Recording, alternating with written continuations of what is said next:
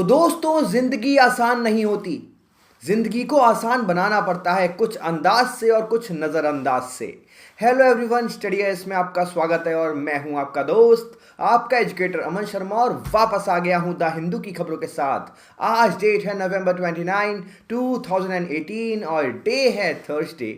आज के न्यूज़पेपर को स्टार्ट करने से पहले आप सबके लिए एक सवाल, और आज का सवाल आपकी कंप्यूटर स्क्रीन पे आ रहा है। सवाल है, आज का क्वेश्चन ऑफ द डे है, दो स्टेटमेंट है। पहली है, territory of India includes state, union territories and acquired territories. तो जो टेरिटरी ऑफ इंडिया वाला जो शब्द होता है उसके अंदर स्टेट्स आती हैं, यूनियन टेरिटरीज आती हैं और एक्वायर्ड टेरिटरीज भी आती हैं। स्टेटमेंट नंबर 2 आपसे पूछ रही है कि जो यूनियन ऑफ इंडिया है उसके पास ज्यादा बड़ा एरिया होता है in comparison to the area of territory of India. आपके ऑप्शन है यहाँ पे A 1 only, B 2 only, C both 1 and 2 या डी नाइदर 1 nor 2। जल्दी से अपने अपने आंसर्स कमेंट बॉक्स में ड्रॉप कर देना। स्टार्ट करते हैं आज के द हिंदू से। पहली खबर आ रही है करतारपुर कॉरिडोर से लिंक करते हुए। पहले थोड़ा सा बैकग्राउंड दे देता हूं आपको करतारपुर कॉरिडोर के बारे में। करतारपुर कॉरिडोर एक प्रपोज कॉरिडोर है इंडिया और पाकिस्तान के बीच में। करतारपुर कॉरिडोर लिंक कर रहा है दो इंपॉर्टेंट गुरुद्वारास को। पहला है यहाँ पे डेरा बाबा नानक साहिब गुरुद्वारा, जो कि पंजाब इंडिया के अंदर लोकेटेड है। पंजाब के अंदर जो गुरदासपुर नाम की जगह है वहां पर लोकेटेड है डेरा बाबा नानक साहिब गुरुद्वारा। और जो पाकिस्तान का जो गुरुद्वारा करतार साहिब करतारपुर पाकिस्तान के अंदर जो लोकेटेड है उस जगह को लिंक कर रहा है। जो गुरुद्वारा करतार साहिब करतारपुर पाकिस्तान है वो जो पर्टिकुलर गुरुद्वारा है वो रावी नदी के किनारे बसा हुआ है। उस गुरुद्वारे की बहुत ज़्यादा मान्यता है सिखिज्म के अंदर। इंपॉर्टेंट इसलिए है क्योंकि गुरु नानक देव जी ने सिख कम्युनिटी की स्थापना करतारपुर नाम की जगह पर ही की थी, इसी पर्टिकुलर जगह पर की थी। गुरु नानक देव जी जो कि सिखिज्म के फर्स्ट गुरु भी हैं। देखो यहाँ पर करतारपुर के अंदर गुरु नानक देव जी हैं, वो 18 साल तक रहे और उनकी जो मृत्यु है 1539 में वो भी इसी जगह पर हुई।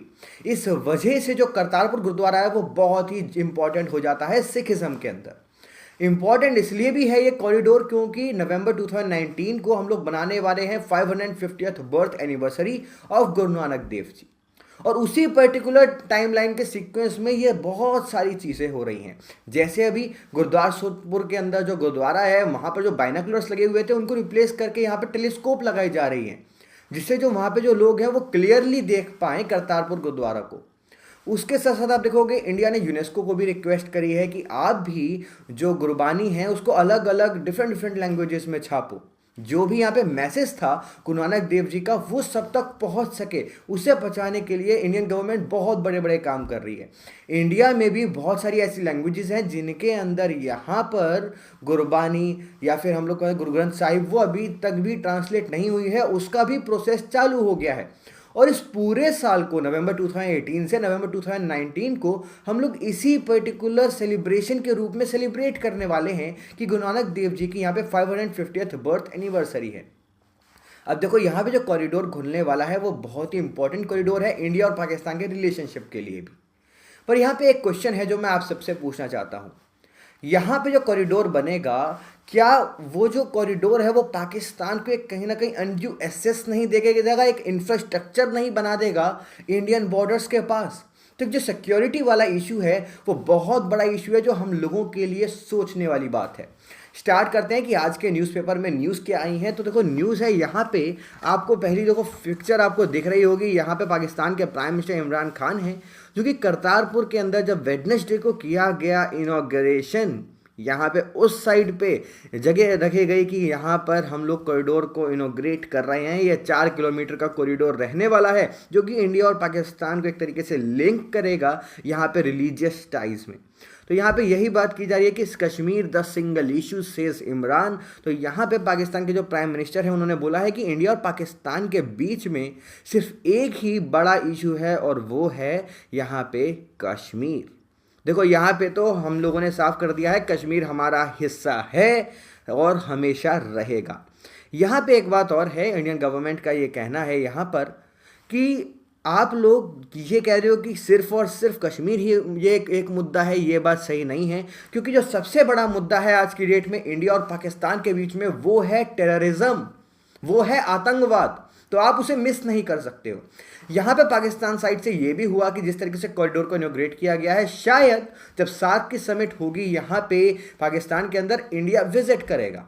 पर इंडिया ने अभी इस चीज़ को मना किया है, खारिज किया है। इंडिया ने बोला है कि जब तक पाकिस्तान के साथ टेररिज्म वाले मुद्दे सॉल्व नहीं होंगे, जब तक पाकिस्तान टेररिज्म को स्पॉन्सर करना नहीं छोड़ेगा, जब तक हम लोग नहीं जाएंगे पाकिस्तान पार्टिसिपेट करने। देखो यहाँ पर जो हमारी होम मिनिस्ट्री है उनको इन्विटेशन मिला था, जो हमारे सुषमा स्वराज जी हैं उनको इन्विटेशन मिला था कि आप आओ, आप हमारे साथ आके इनॉग्रेट करो इस कॉरिडोर को, और उन्होंने मना कर दिया। उन्होंने अपनी तरफ से यहाँ पे 2 यूनियन मिनिस्टर्स भेजे थे, जिनमें से एक यहाँ पे बादल जी थी, तो उनको यहाँ पे भेजा गया था पार्टिसिपेट करने के लिए। उसको भी आप देख सकते हो अपनी स्क्रीन पे उसकी पिक्चर।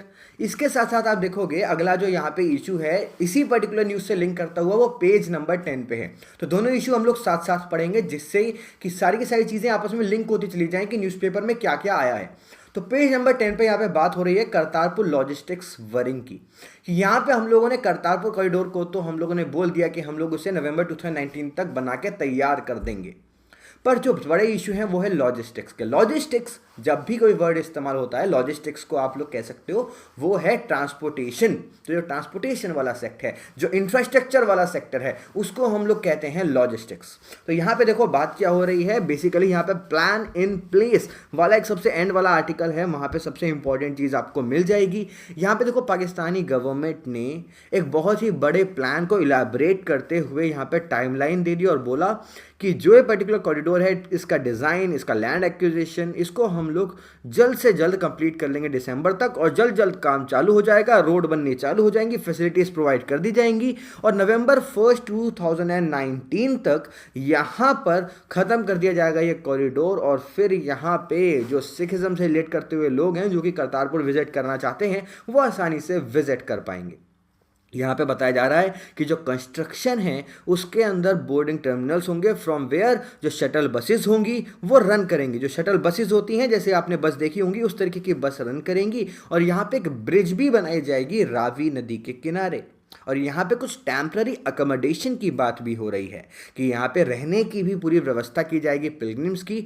और एक बहुत ही बड़ी चीज़ ये है कि यहाँ पर कोई भी वीज़ा रिक्वायर्ड नहीं होगा। जो लोग यहाँ पे गुरदासपुर से करतारपुर जाएंगे उनको किसी भी वीज़ा की ज़रूरत नहीं होगी। ये बड़ा सवाल है। और यहाँ पे लॉजिस्टिक्स तो बड़ा इशू है, पर जो मैंने आपसे सवाल पूछा, यहाँ पे जो इंफ्रास्ट्रक्चर जो पाकिस्तान और इंडिया साथ में बनाएंगे एक जगह से दूसरी जगह, खासकर यहाँ पे पाकिस्तान जो आ जाएगा हमारे बॉर्डर के और भी ज़्यादा नज़दीक इंफ्रास्ट्रक्चर के थ्रू, तो उसको इंडिया कैसे डील करेगा, ये इंटरनल सिक्योरिटी का भी मुद्दा है। ठीक है, तो हम लोग यहाँ पे एक स्टेप तो ले रहे हैं, पर उसके साथ साथ हमें हमारी इंटरनल सिक्योरिटी को भी ध्यान में रखना है।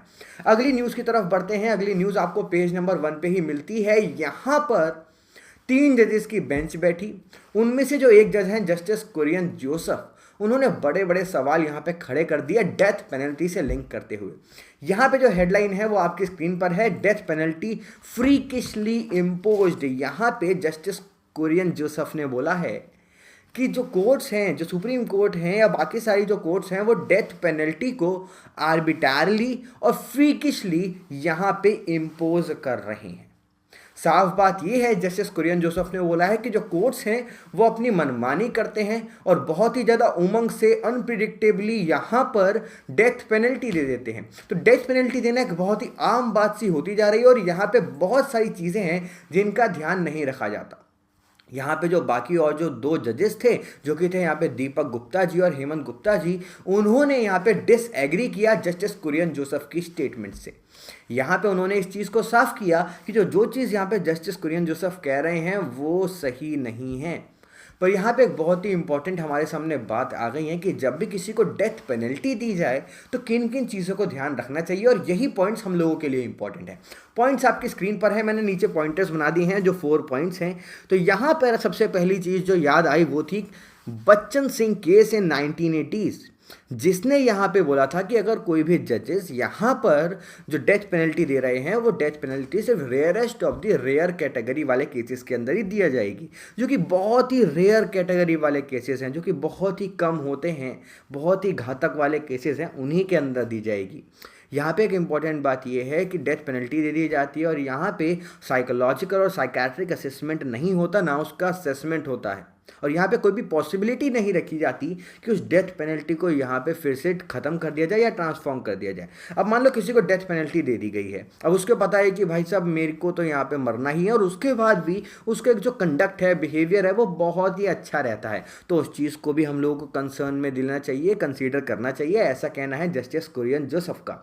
साथ ही उन्होंने बोला है कि पब्लिक ओपिनियन भी बन जाती है अंडर ट्रायल्स को रिलेट करते हुए। तो अंडर ट्रायल्स वो लोग होते हैं जो उनके खिलाफ यहाँ पे केस चल रहा होता है, बट वो केस अभी तक प्रूव नहीं हुआ होता। अभी रिसेंटली मैंने आपके साथ एक केस स्टडी हुई डिस्कशन में ली थी, जहां पे मैंने आपको बताया था कि अंडर ट्रायल्स की जो संख्या है हमारी जेल्स के अंदर वो 60% है, जो कि बहुत ज़्यादा। आप सोचो जो 60% जो लोग जेल्स के अंदर हैं वो अभी तक कन्विक्ट भी नहीं हुए हैं, उनके खिलाफ यहाँ पे जो केसेस हैं वो भी घोषित नहीं हुए हैं कि हाँ वो गुनहगार हैं, फिर भी वो जेल के अंदर हैं। तो उन लोगों को यहाँ पे जो पब्लिक होती है वो बाहर ऐसी ओपिनियन बना देती है, मीडिया ऐसी ओपिनियन बना देती है, जिस वजह से एक कहीं ना कहीं अनड्यू प्रेशर हो जाता है जजेस के ऊपर कि उनको डिसीजन उसी हिसाब से लेना है। ये भी बहुत बड़ा मुद्दा है जिसको सबसे सामने रख दिया गया है। अगली न्यूज़ की तरफ बढ़ते हैं। यहाँ पे अगली न्यूज़ पेज नंबर 1 पे ही एविएशन मिनिस्ट्री से लिंक कर रही है ये न्यूज़। यहाँ पे सरकार ने इंडिगो और स्पाइस जेट को बोला है कि आपने जो वेब चेक इन फी लगाई है आप उसको विड्रॉ कर लो। तो क्या हुआ था, अभी रिसेंटली इंडिगो और स्पाइस जेट ने एक अपनी web in check in policy लेकर आए थे कि जो भी यहाँ पे एयर ट्रैवलर अपनी सीट बुक कर रहा है, किसी भी तरीके की सीट हो, चाहे उसकी मन पसंदीदा हो या ना हो, उसको सीट के लिए कुछ एक्स्ट्रा पैसे देने पड़ेंगे। पहले क्या होता था, पहले जो पैसेंजर्स थे उनको अगर उनकी मन पसंदीदा सीट चाहिए, जैसे विंडो सीट चाहिए, ये जो फ्रंट रो वाली जो सीट होती है जहाँ पे लेग साइड ज़्यादा मिलता है वो वाली चाहिए, तो उनके लिए ही उन्हें कुछ एक्स्ट्रा पैसे देने पड़ते थे। पर यहाँ पे इंडिगो और स्पाइस जेट्स ने हर किसी सीट के लिए यहाँ पे एक्स्ट्रा पैसे लगा दिए थे। यहाँ पे अगर हम लोग बात करें एयरलाइन सोर्सेज के बारे में, तो वो तो ये कह रहे हैं कि अभी कंसेंसस नहीं बैठा है, धीरे धीरे बैठ रहा है, और हम लोगों ने जिस तरीके की free web check in offer करी हैं हम उसे मेंटेन रखेंगे। इंडिगो ने तो इस चीज़ को साफ किया है कि देखो पहले भी ऐसा ही होता था, जब आप एयरपोर्ट्स पे जाओगे वहाँ पे टिकट्स बुक कराते हो, अगर आप अपनी मन पसंदीदा सीट लेना चाहते हो तो आपको कुछ एक्स्ट्रा पैसे देने पड़ते थे, जो कि 100 रुपये से लेकर 600 रुपये तक के लिए एक्स्ट्रा होते थे। इसके साथ उनकी जो चेक इन बैगेज की फीस, एयरलाइन लॉन्च की फीस, यहाँ पे मील ऑन बोर्ड की फीस, ये भी सब इंक्लूडेड रहती थी। तो इंपॉर्टेंट बात यह है कि एविएशन मिनिस्ट्री कंट्रोल करने की कोशिश कर रही है जो एक्स्ट्रा फीस लगाई जा रही है बाकी सारी प्राइवेट एजेंसीज द्वारा। अगली न्यूज़ की तरफ बढ़ते हैं। पेज नंबर 5 पे है ये न्यूज़ इंपॉर्टेंट है यहाँ पे केस स्टडी के लिए, और किस तरीके से यहाँ पे सुप्रीम कोर्ट कदम उठा रही है सिविल सर्वेंट्स को प्रोटेक्ट करने के लिए। हुआ क्या, बेसिकली जो नीलगिरीज का जो कॉरिडोर है वहाँ पे कुछ एलिफेंट कॉरिडोर है, उसके लिए यहाँ पे एक रिपोर्ट प्रिपेयर करी वहाँ के डिस्ट्रिक्ट कलेक्टर ने। अब यहाँ पे जो रिपोर्ट प्रिपेयर करी वो बहुत ही खतरनाक रिपोर्ट थी, उसको भी डिस्कशन में लूँगा। अब जिससे एक डर पैदा हो गया था कि उनका ट्रांसफ़र ना हो जाए, उनको कहीं ना कहीं बैकलैश का सामना ना करना पड़े, तो उसको यहाँ पे रोक दिया गया है। सुप्रीम कोर्ट ने यहाँ पे डिसीजन सुनाया है कि जब तक सुप्रीम कोर्ट की परमिशन नहीं ली जाएगी तब तक यहाँ पर डिस्ट्रिक्ट कलेक्टर का ट्रांसफ़र नहीं हो सकता। बात करते हैं न्यूज़ के बारे में, तो सुप्रीम कोर्ट ने यहाँ पे तमिलनाडु गवर्नमेंट को बेयर कर दिया, रोक दिया कि वो ट्रांसफ़र नहीं कर पाएंगे नीलगिरी डिस्ट्रिक्ट कलेक्टर का जब तक वो कोर्ट की प्रायर परमिशन नहीं लेंगे। अब इसकी मदद से जो डिस्ट्रिक्ट कलेक्टर हैं उसको प्रोटेक्ट किया जा रहा है।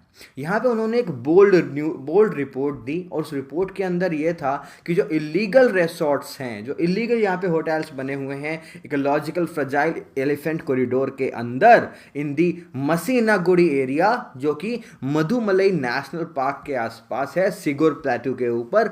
और ये जो पर्टिकुलर एरिया है यहाँ पे जो एलिफेंट कॉरिडोर है उसके अंदर कुछ रिसोर्ट्स हैं, उनके खिलाफ, ये जो इलीगल रिसोर्ट्स हैं उनके खिलाफ यहाँ पे एक रिपोर्ट प्रिपेयर की डिस्ट्रिक्ट कलेक्टर ने। और वो रिपोर्ट जब से सामने आई है बहुत सारे पॉलिटिशियन हैं जो परेशान होते हुए नजर आ रहे हैं। देखो ये जो न्यूज़ है ये अगस्त 9 से स्टार्ट हुई थी, जब सुप्रीम कोर्ट ने ऑर्डर दिया था तमिलनाडु गवर्नमेंट को कि आप 27 इलीगल रिसोर्ट्स जो कि इस पर्टिकुलर कॉरिडोर के अंदर ऑपरेट कर रहे हैं, उनको आप इलीगल हैं वो उन्हें यहाँ पे रोक दो, क्योंकि वो उन कॉरिडोर्स के अंदर थे जो कि एलिफेंट कॉरिडोर्स थे, और एलिफेंट हमारे देश की एक हेरिटेज हैं। तो यहाँ पे जो डिस्ट्रिक्ट कलेक्टर हैं जे इनोसेंट दिव्या, जो कि 2009 बैच की आईएएस ऑफिसर हैं, उन्होंने एक रिपोर्ट प्रिपेयर करी, सबके सामने रखी। बहुत ही खतरनाक रिपोर्ट थी क्योंकि कुछ पॉलिटिशियंस इस रिपोर्ट से परेशान होते हुए नजर आए।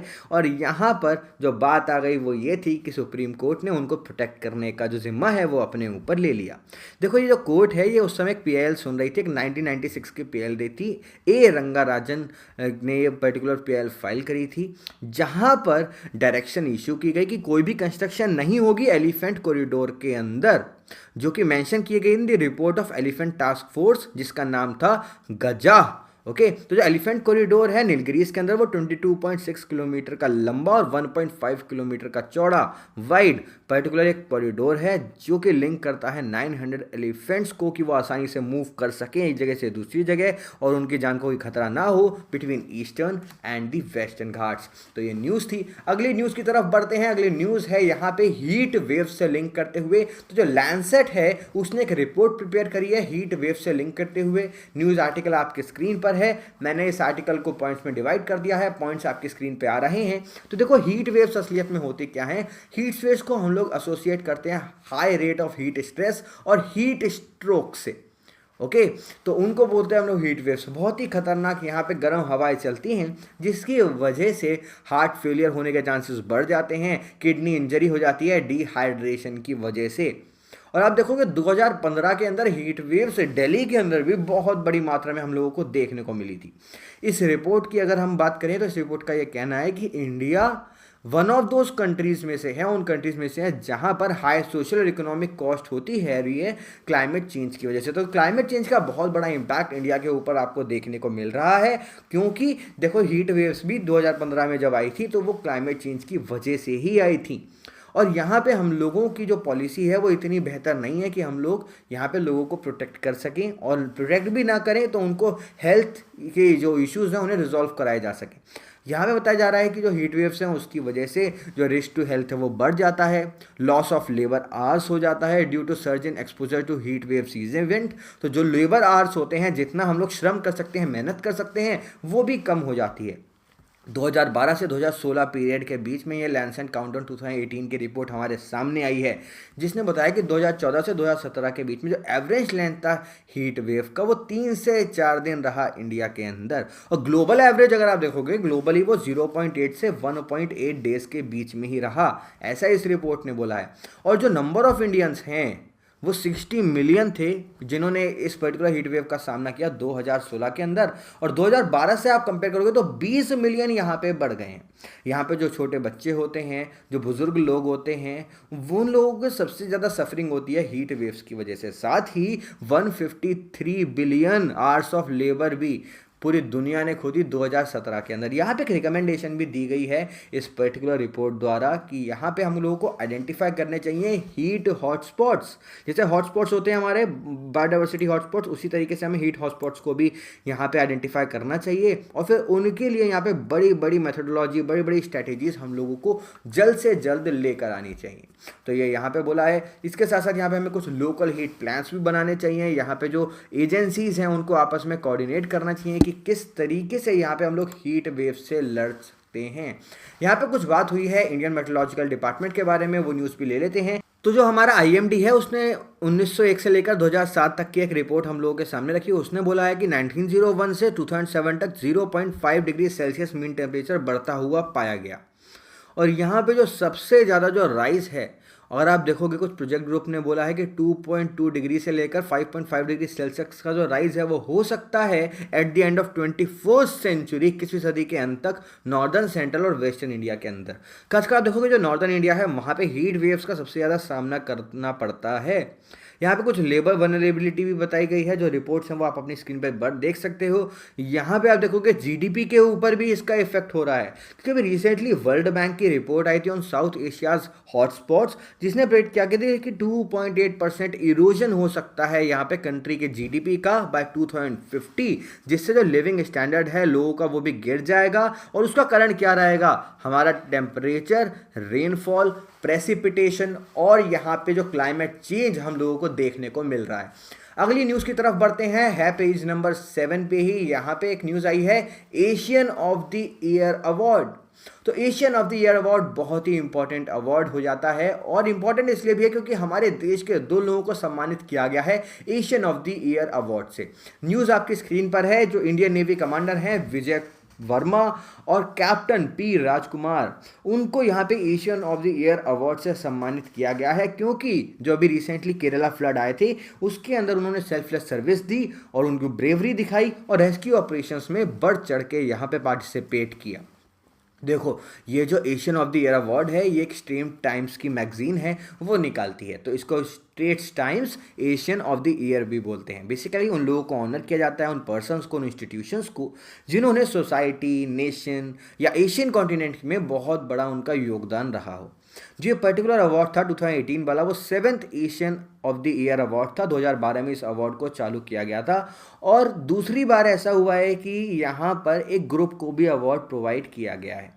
अब बेसिकली इन लोगों को इसलिए सम्मानित किया था कि इन्होंने सोसाइटी के सामने एक एग्जाम्पल प्रस्तुत किया है कि किस तरीके से हम लोग भी समाज की सहायता कर सकते हैं।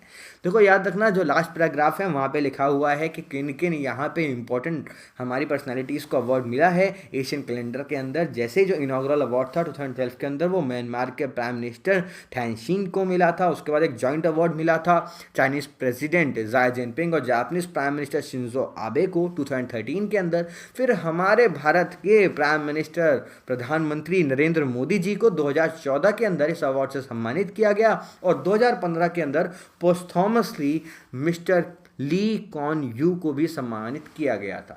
यहाँ पे जो हमारे जो 2 लोग हैं, इंडियन नेवी कमांडर विजय वर्मा और कैप्टन पी राजकुमार, उनके अलावा जो लोग हैं, जो इंस्टीट्यूशन है जिनको इस अवार्ड से सम्मानित किया गया है, उनकी भी लिस्ट आपकी स्क्रीन पे आ रही है। एक बार इस स्क्रीन को पढ़ लेना कि किन किन ने यहाँ पे अच्छा काम किया है, आपको याद रहे। अगली न्यूज़ की तरफ बढ़ते हैं। आगे हैं हम लोग पेज नंबर 9 पे। यहाँ पे है FAQs, फ्रीक्वेंटली आस्क्ड क्वेश्चन, और बड़ा सवाल हमारे सामने आया है कि जो ऑयल के जो प्राइजेज हैं जो अब गिरते हुए नज़र आ रहे हैं, बिल्कुल डिक्लाइन पे हैं, उससे इम्पैक्ट क्या हो रहा है। ठीक है, यहाँ पे कुछ FAQ हैं जहाँ पे बहुत बड़े बड़े सवालों के हम लोगों को जवाब मिलने वाले हैं। एक चीज़ याद रखना, अगर मैं आज की बात करूँ तो आज जो ऑयल के प्राइस है वो $60 पर बैरल से भी नीचे गिर गए हैं। तो ये तो एक अच्छी खबर है। हम लोग कभी पेट्रोल के प्राइजेस से परेशान हो रहे थे, और आज पेट्रोल के प्राइजेस धीरे धीरे गिरने भी वाले हैं। बात करते हैं FAQ के बारे में कि FAQ क्या कह रहा है। पहला यहाँ पे सवाल है कि what factors influence crude oil prices, कि क्या बड़े बड़े फैक्टर्स हैं जिससे क्रूड ऑयल के प्राइजेस इंपैक्ट होते हैं। देखो, पहला है ग्लोबल डिमांड। ठीक है, अब देखो डिमांड सप्लाई का तो रहता ही है। जब यहाँ पे सप्लाई बढ़ जाएगी और जो डिमांड है वो सप्लाई के हिसाब से नहीं होगी, कम होगी, तो यहाँ पे जो गुड्स हैं उनके तो प्राइस घटने लाजमी है। तो वही फिनोमेना यहाँ पे ऑयल के ऊपर भी लागू हो रहा है। तो बात वही है कि यहाँ पे जो ग्लोबल डिमांड है वो उतनी ही है, और पहले से बल्कि हल्की हल्की कम होती हमें धीरे धीरे नज़र आ रही है, जिस तरीके से रिन्यूएबल एनर्जी हम लोग इस्तेमाल कर रहे हैं। पर यहाँ पे जो सप्लाई है वो पहले के मुकाबले यहाँ पे बढ़ गई है। तो जो सप्लाई है वो बढ़ गई है, ये एक बहुत बड़ा इशू है। ग्लोबल पॉलिटिकल एनवायरनमेंट जिस तरीके से बन रहा है, चाहे वो यूएस और चाइना के बीच में ट्रेड ऑफ हो, यूएस जिस तरीके से मेकिंग अमेरिका ग्रेट अगेन के नारे लगा रहा है, उन सब चीज़ों को रिलेट करते हुए यहाँ पे एक इम्पैक्ट देखने को मिल रहा है कि जो प्राइस हैं यहाँ पर क्रूड ऑयल के वो हमें गिरते हुए नज़र आ रहे हैं। ये साफ साफ यहाँ पे सवाल के जवाब दिए गए हैं। यहाँ पे पर एक्सपेक्टेशन ये है कि अगले साल तक जो प्राइजेज हैं वो फिर से स्टेबल हो जाएंगे, फिर से बढ़ जाएंगे, और $75 पर बैरल तक हमें पहुंचते हुए नजर आएंगे। और ऐसा कुछ रिपोर्ट्स के में कहना है कि जनवरी 2019 से जो स्टेबिलिटी है वो वापस आनी चालू हो जाएगी क्रूड ऑयल के अंदर। इसके साथ साथ आप देखोगे जो बड़ा जो फैक्टर ये है कि यूनाइटेड स्टेट्स ने अभी रिसेंटली जो प्रोडक्शन था उसको अपना कट कर दिया था, और यहाँ पे सैंक्शन भी लगा दिए थे ईरान के ऊपर। पर फिर भी आप देखोगे सऊदी अरेबिया ने अपना प्रोडक्शन फिर से बढ़ाना चालू कर दिया, रशिया ने भी अपना प्रोडक्शन बढ़ा दिया था। तो उन वजह से जो ग्लोबल फैक्टर्स हैं उनका इन्फ्लुएंस हुआ, और यहाँ पर जो ऑयल के जो प्राइसेस हैं वो हमें फिर से घटते हुए नजर आए। मीडिया रिपोर्ट्स ने इस चीज़ को साइट किया है कि जो इंटरनेशनल एनर्जी एजेंसी है, packed by non OPEC output, वो 2.3 बिलियन बैरल पर डे है, और इसको अगर आप डिमांड से कंपेयर करोगे तो वो सिर्फ 1.4 मिलियन BPD है, जो कि अगले साल होने वाली है। तो ये बहुत बड़ा इशू था। साथ ही ओपेक कंट्रियों की मीटिंग भी होने वाली है ऑस्ट्रिया के अंदर December 6 को, जहाँ पे इस चीज़ के बारे में बात की जाएगी कि प्राइजेस को किस तरीके से कंट्रोल किया जाए। अगला सवाल यहाँ पे आपसे पूछा जा रहा है कि जो इंडिया की जो बास्केट है क्रूड की, उसको हम लोग किस तरीके से देखते हैं। देखो, हम लोग लोग वेटेड एवरेज लेते हैं, हम लोग एक एवरेज निकालते हैं कि दुबई का, ओमान का और जो ब्रेंट है उसका यहाँ पे अगर क्रूड ऑयल हम लोग लेंगे तो उसका क्या पैसा रहता है, क्या ग्लोबल एवरेज है। इसके साथ साथ ये पर्टिकुलर इंडिकेट करते हैं, इसके अंदर हम लोग देखते हैं कि शिपिंग प्राइस, फ्रीट प्राइस क्या होता है, फिर रिफाइनरी का प्राइस देखते हैं, रिफाइनरी के प्राइस के बाद हम लोग इसके अंदर फिर अपने कुछ ड्यूटीज़ लगाते हैं, एक्साइज ड्यूटी लाते हैं, स्टेट अपने टैक्सेस लगाती हैं। तो ये सब चीज़ें बढ़ा कर हमको यहाँ पे प्राइस देखने को मिलते हैं। यहाँ पे एक बड़ा सवाल ये है कि जो क्रूड ऑयल के जो प्राइसेस हैं वो हमारे रुपया को, पैसे को कैसे इफेक्ट कर रहे हैं। देखो यहाँ पे समझने की बात करो कि जो क्रूड ऑयल है वो एक गुड है, हम उसे खरीद रहे हैं तो खरीदेंगे तो पैसे में। अब हमारा जो रुपया है वो तो वर्ल्ड वाइड नहीं चलता है, तो हम लोग क्या करते हैं, डॉलर में खरीदते हैं।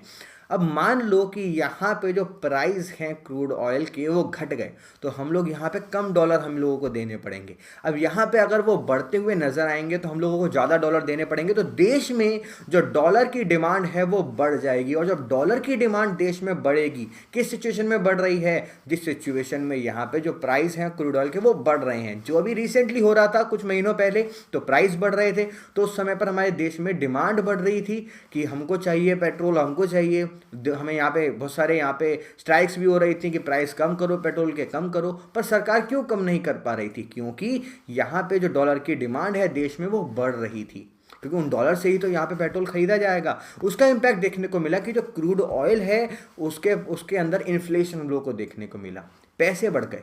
क्यों? हमारा जो रुपया है वो कमज़ोर हो गया था। ठीक है, तो ये सारे फैक्टर्स इकोनॉमी के एक साथ जुड़े हुए हैं।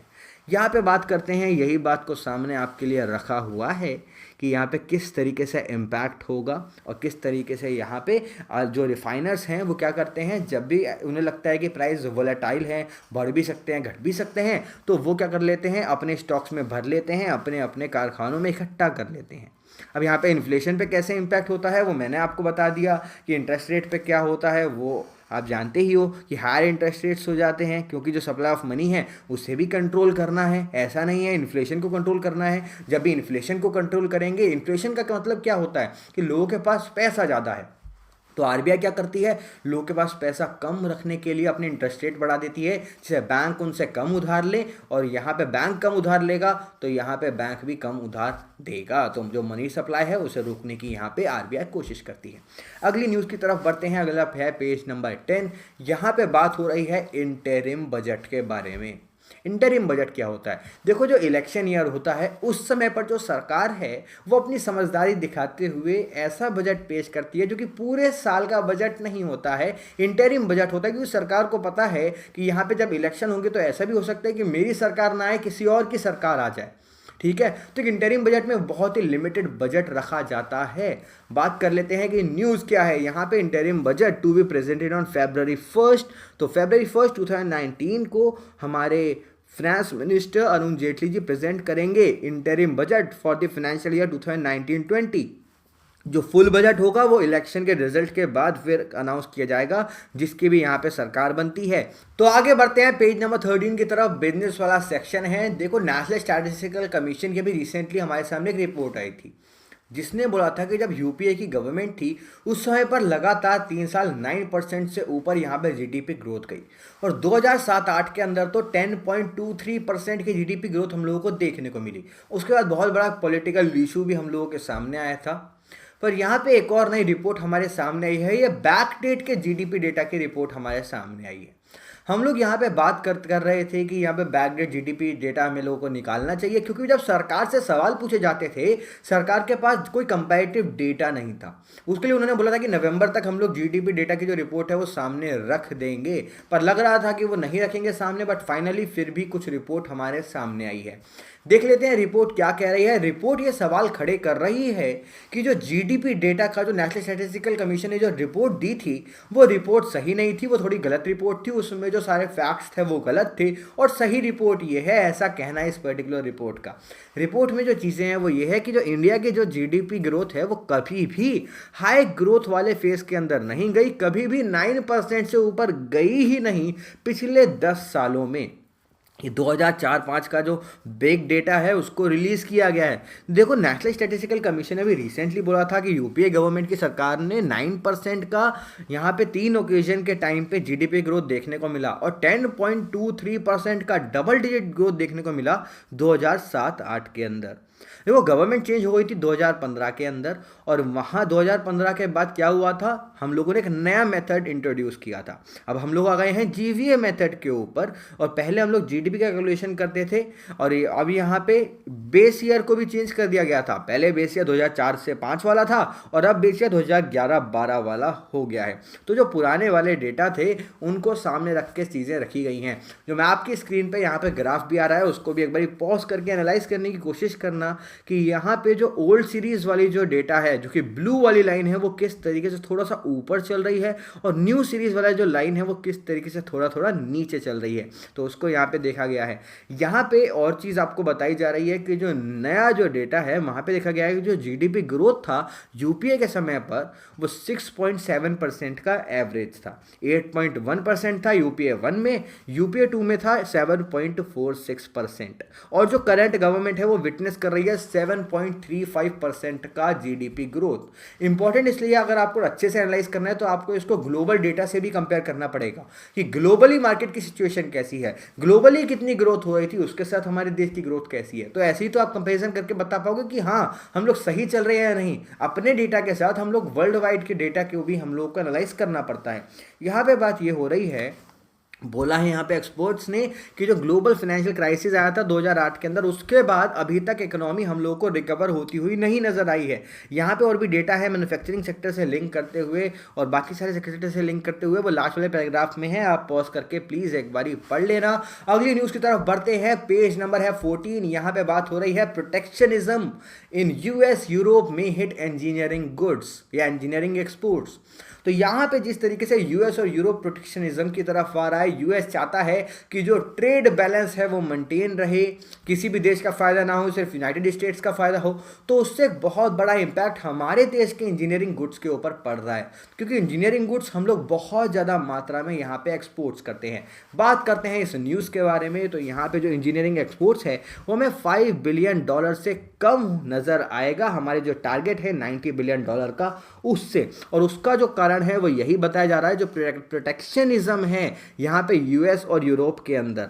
साथ ही मैंने आपको बताया था कि यूएस के अंदर जो जीएसपी है, जनरलाइज सिस्टम ऑफ प्रेफरेंस, उसके भी यहाँ पे विचार चल रहे हैं कि इंडिया को उससे बाहर निकाल दिया जाएगा। बेसिकली जो जीएसपी होता है उसके अंदर इंडिया को कुछ बेनिफिट्स मिलते हैं, ठीक है। इंडिया कुछ जो एक्सपोर्ट करता है चीज़ें, जो यूएस इंपोर्ट करता है, उसके अंदर इंडिया के कुछ बहुत ही ज़्यादा कम टैक्सेस लगाए जाते हैं, कुछ के ऊपर बिल्कुल भी टैक्सेस नहीं लगाए जाते इस जीएसपी वाले चीज़ के ऊपर, ठीक है। तो इस तरीके की चीज़ें सामने आई हैं कि यहाँ पर जो चीज़ें हैं उनका इम्पैक्ट किस तरीके से देखने को मिलेगा कि हमारे देश के जो इंजीनियरिंग एक्सपोर्ट्स है उसको सफ़र करना पड़ सकता है। आज के न्यूज़पेपर में बस इतनी ही मज़ेदार खबरें थी। कैसा लगा आपको मुझे बताना बिल्कुल मत भूलना। जाते जाते लाइक का बटन दबा देना। कोई भी मन में कमेंट, डाउट या क्वेरी हो तो फेसबुक पे जाकर, टेलीग्राम पे जाकर, इंस्टाग्राम पे जाकर या नीचे कमेंट बॉक्स में अपने अपने कमेंट ड्रॉप करके मुझे बता सकते हो। लिंक आपकी स्क्रीन पर है। तो आज की वीडियो को एंड करते हैं। So thank you for having me here guys and have a good day ahead.